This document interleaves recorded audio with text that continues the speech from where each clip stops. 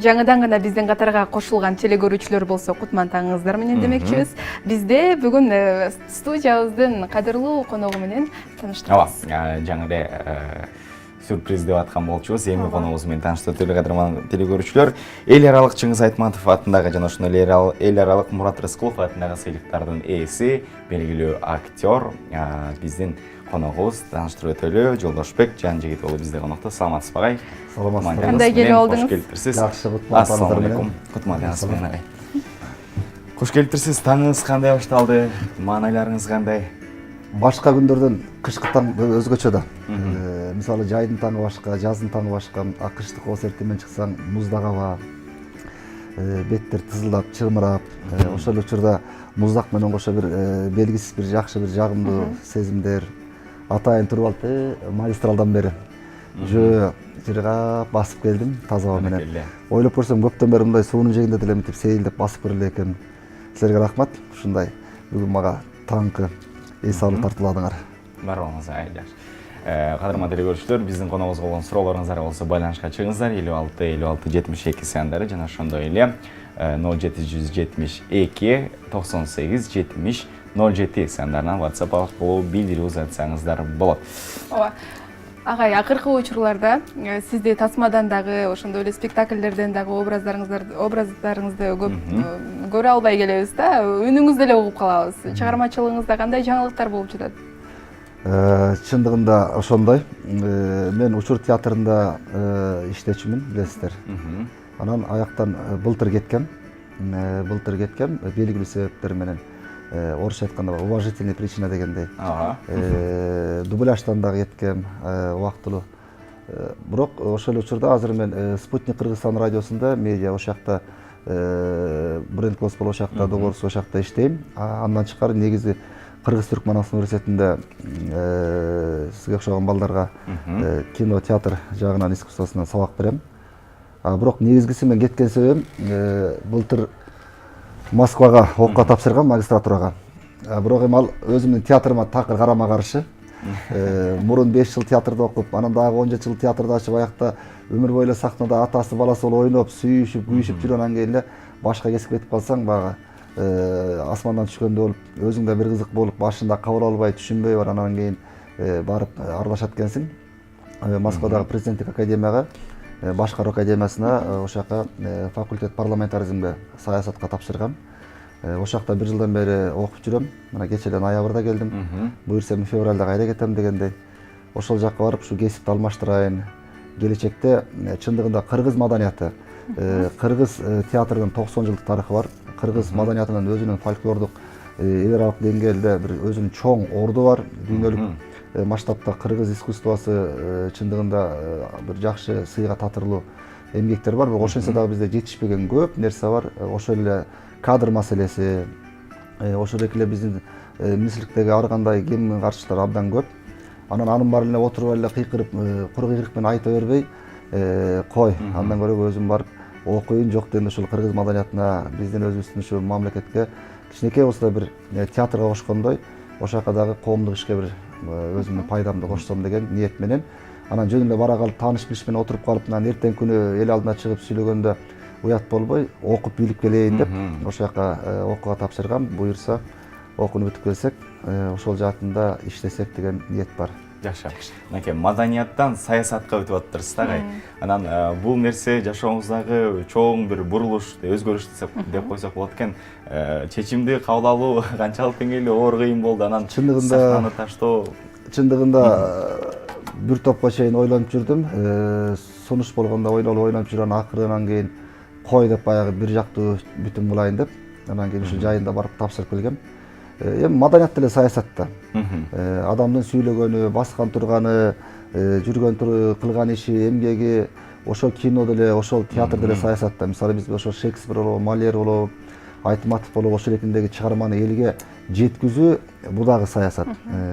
Ошонун ичинде кыргыз театрын, мисалы ошол эле дүйнөлүк адабиятты кыргызча сүйлөтүп, ошо биздин кыргыз көрүүчүлөрүнө тартуулоо бул тил саясаты. Мисалы биздин ушул кыргыз театрлары чындыгында тилге абдан чоң салым кошуп келишкен. Бизде мисалы азыр көп студия, көп телевидение ачылды Кыргызстанда. Көрүп атабыз, мына Ош базарга барсак 20 сомдон жанагы пиратский дисктер сатылат. Ошолорду окусаң, көрсөң, ар кандай биздин областтагы баягы географиялык шарт менен бөлүнгөн Кыргызстандагы түндүк түштүктөгү ар кандай диалектикалар менен которушат. Бул туура эмес саясат. Анткени алар ойлойт, убактылуу кызыкчылык менен акча таап, өздөрүнүн баягы жанын багып атканы менен артын ойлошпойт. Биздин эртең эле ошо балдарыбыз чоңойсо ойлойт, биздин тилибиз ушул экен депчи. Кыргыз театрында болсо бул адабий тил менен которулат. Кандай гана чыгармалар болсун, биз ошону адабий тилде ойнойбуз. Анан ошону биздин жалпы көрүүчүлөр, кыргызстандыктардын баары көргөндө, албетте, ошо адабий тилге сугарылса, ошонун аң сезими, эстетикасы байып, руханий дүйнөсү баягы көрөңгөсү кеңейип, тереңдеп дегендей. Анан бул деле саясатта. Мисалы былтыркы мына көчмөндөр оюну дүйнөлүк саясат болду. Андан кийинки Алтайский цивилизация деп берки жанагы өткөн бу дагы дүйнөлүк саясат болду. Чындыгында бул Кыргызстандагы биздин маданияттын 2 жылдагы ушу бизге жарыялаган жылдыкта эң чоң жакшы алык иштери болду, айтса болот. Баракелде. Аргалаңыз. Билдирүү келген. Саламатсызбы Жолдошбек байке, сиздин үнүңүздү укканда даңазалы доорду эстейм. Султан Сулейманды дейт. Чыгармачылык ийгилик Султан Сулейманды туурап сүйлөп берип коюңузчу деген экен. Жакшы. Негизи ушул суроону көп беришет да. Султан Сулейманча сүйлөп айтам, ушул эле үнүм менен сүйлөйм. Анан аяк барып эмне башка бирөөнүн ишине салып болмок белем. Ушул эле үн, ушул эле голос. Просто ал жакта баягы чыгарманын баягы диалогуна жараша, ошого жараша баягы образга кирип кичине эметебиз да, болбосо ушул эле сөз, ушул эле үн, ушул эле эме. Анткени кино бул үн жөнөкөйлүктү талап кылат. Жөнөкөйлүктү талап кылат. Ошол учурда үн менен ошол эки ойногон кейипкердин бейнесин үн менен жеткизиш бул экинчи мастерство да. Ошон үчүн андан көрө өзүң ойногон жеңил да. Өзүң чыгып сахнага аткарган, каалаганда ойноп, ал эми бирөө ойноп даярдап койгон нерсени үн менен жеткизиш бул эми биздин баягы атайын 5 жыл окуган билимдин жыйынтыгы. Эми бул көп сериалдуу көркөм тасмада кандайча үндү, Сулейман Султандын үнүн кандайча коштоп калгансыз?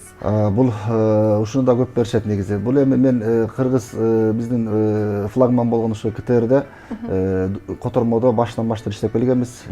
Сулайманга чейин деле 1000ге жакын мультфильмди, жүздөгөн кинолорду, сериалдарды, түрк серияларын, корей серияларын которгонбуз. Ошол эле кытайлар тарткан жана 40 серия Чыңгызханды окугам.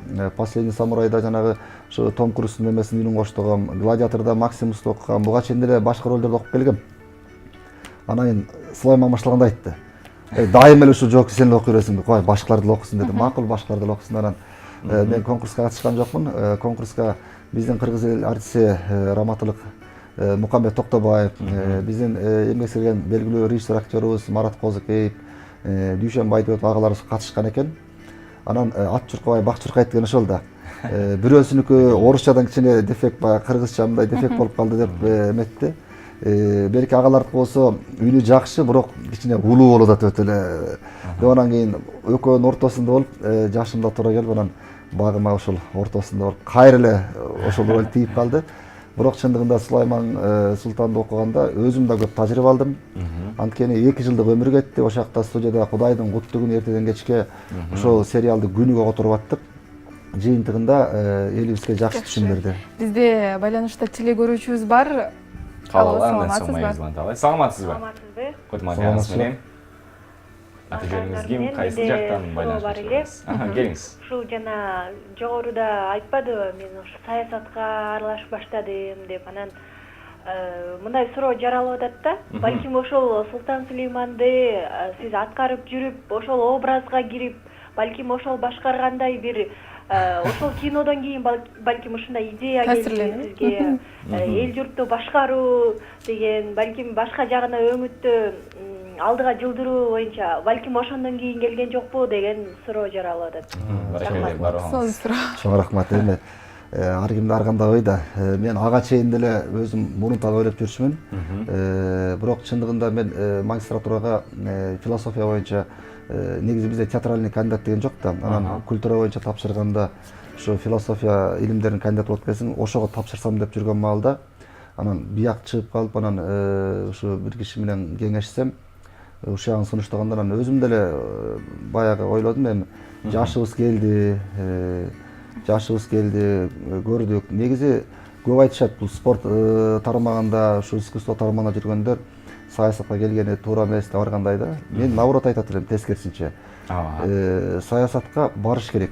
Эгер кыргыздар өзүбүз күйүп, өзүбүз барбасак, бизге башка улуттан келип, бизге мамлекетке салым кошуп, бизди алдыга сүйрөп, бизге канжабызга күйүп, башыбыздан ылдый алтын куя албайт. Анан экинчиден биз актерлор мына гастролдоп каалайбыз, каалабайбыз Кыргызстанды кыдырабыз. Жыл сайын ошо ар бир айылга, айыл өкмөткө барып, ошонун үйүндө чай ичебиз, же карапайым бир адам үйүнө барып чайын ичебиз, ошонун айылда кичинекей клубка ойнойбуз, ошентип отуруп, Кыргызстанды толук кыдырып, ар бир айылдын жашоо шартын, социалдык эмесин көрүп келебиз да көзүбүз менен. Анан бул жагына келгенде биздин кээ бир шайлоочуларыбыз баягы мандаттарын алгандан кийин ошол өзүнүн шайлаган жерине 5 жылда бирде басып барбайт да. Агранда биз артисттер жыл сайын ошол Кыргызстанды кыдырып, түндүктө да түштүктө да ошол жашоо шартын көрүп келебиз. Бирок чындыгында ушундай ой болушу мүмкүн. Мен буга чейин Чыңгыз Ханды деле окуганда, ушу Сулайманды окуганда деле ойлочумун, бул эми көркөм чыгарма. Бирок бул жагына мен чечимиме эч кандай тиешеси жок. Мен өзүм буга чейин деле ушул ойлоп келаткам. Биздин маданияттын азыркы акыбалын билебиз да, кадр жетишпейт, анан окусамбы, иштесемби деп жүргөм, анан акыры сааты чыгып, буйрук экен келдик. Саламатсызбы, чыгармачылык, ийгилик, талантыңызды баалайбыз, дагы кандай таланттарыңыз бар деген. Дагы кандай таланттарым бар. Өзүм негизи мындай досторум жакын, баягы өзүмдүн чөйрөм билет. Өзүм аккордеон чертем, баян чертем, гитара чертем, бир-эки обонум бар дегендей. Анан кээде үйдө өзүмчө отуруп алып, кыска афоризмдерди жазам. Мисалы, бөдөнөн серпкен бүркүт, бөрүн серпкен бүркүт бөдөнөгө алымсынбайт. Же болбосо мисалы акындар аялдарды айгыңга теңеп эмне гана ырлар жазышпады. Куплеттер жазышты, романдар жазышты. Мен болсо бир эле сап жаздым. Бул акындар, то есть бул аялдар чирикейге окшош. Чаккан сайын кытыштырат, бирок каныңды ичет. Деген сыяктуу ушундай жазам. Эл билбеген таланттарым ушул. Ата кел алдында дайыма театрда, кинодо көрүшөт да. Бүгүнкү биздин темабыз балалыкка кайталы, бала чакка баралы да. Анан бала чагыңыз кайсыл жакта өткөн, бала чактагы кызыктуу окуялардан бирди эстесеңиз. Бардык эле кыргызстандагыдай менин деле балалыгым айылда өткөн. Ушул Сары Өзөн чүйүнүн төрү, акындар чыккан, асылдар чыккан, хандар чыккан ушу белгилүү чоң кемин өрөөнүндө, Тегирмент айылында туулуп чоңойгом, ошол айылда өскөм. 11 класста ошол жактан бүткөм. Анан ошол жактан Бишкекке окууга тапшырам деп келгенде, багыма туш келип, ушу Москвага окууга тапшырып калып, айылдан эле Москвага түшүп калдым. Анан кийин бир кызык болосуң да жомоктоо деп, айылда жүрүп эле, анан болгондо да Москванын очогуна Большой театр менен эле Мал театрдын ортосунда окуп калсаң, центрде.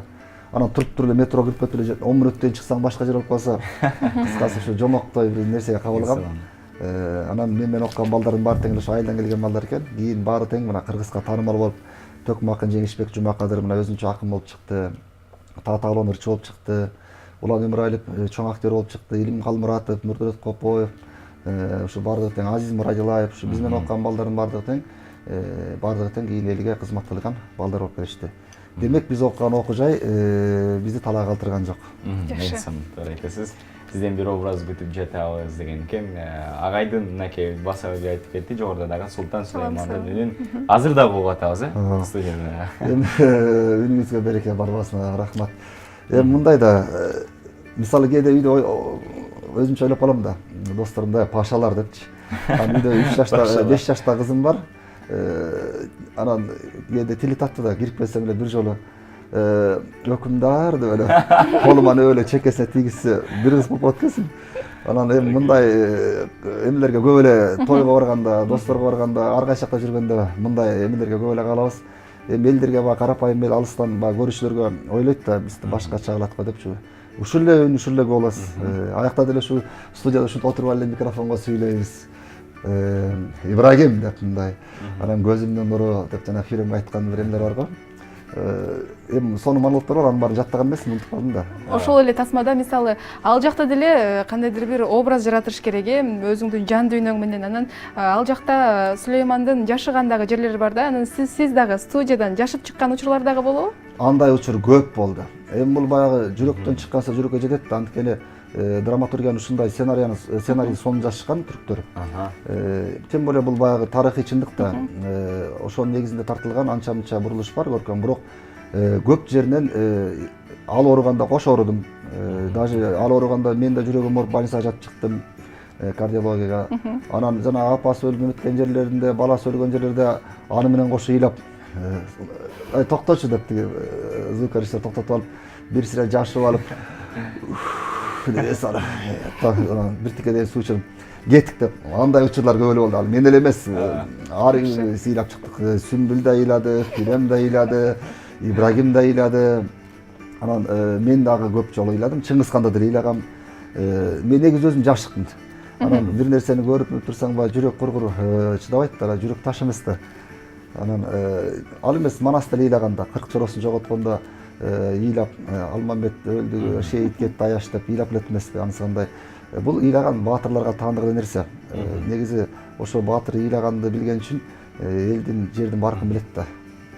Кинодон сизди качан көрөбүз деген экен, тасмадан сизди качан көрөбүз деген. Быйыл жайында ушу Маскара пост деген балдар үчүн тартылган 1 сааттык бир кино тартылган. Ошондо башкы ролду Маскара пост ойногом. Бирок азыр ал кинотеатрларга чыга элек. Ошону тарткан продюсер Өмүрбек деген бала азыр ушул жерлерде, райондордо, мектептерге коюп жүрсө керек. Сааты чыкса эфирге чыкса керек. Андан тышкары азыр 1-2 фильмге чакыруу бар. Бирок мен көбүнчө фильмдерди караганда сценарийине карайм да. Көп эле чакырат, анын баарына бара бербейсиң да. Анын баарына барганда да ойлоносуң, жөн эле мындай чакырган жерге бара бербей. Сценарийин карайм, эгер тарткан команданы карайм. Анан өзүңө жакшы элек, анан барып эле баягы эфирге чыгыш керек максаттуу эле анан ойной берсең дагы өзүң да рахат албагандайын, анан башкаларды да кыжылыктырбайын дейсиң да. Жакшы. Агай, барып алыңыз эле, дайым вактыңызды бөлүп, чоң кылып бергениңизге. Сизге рахмат, жаңы жылыңыздар менен.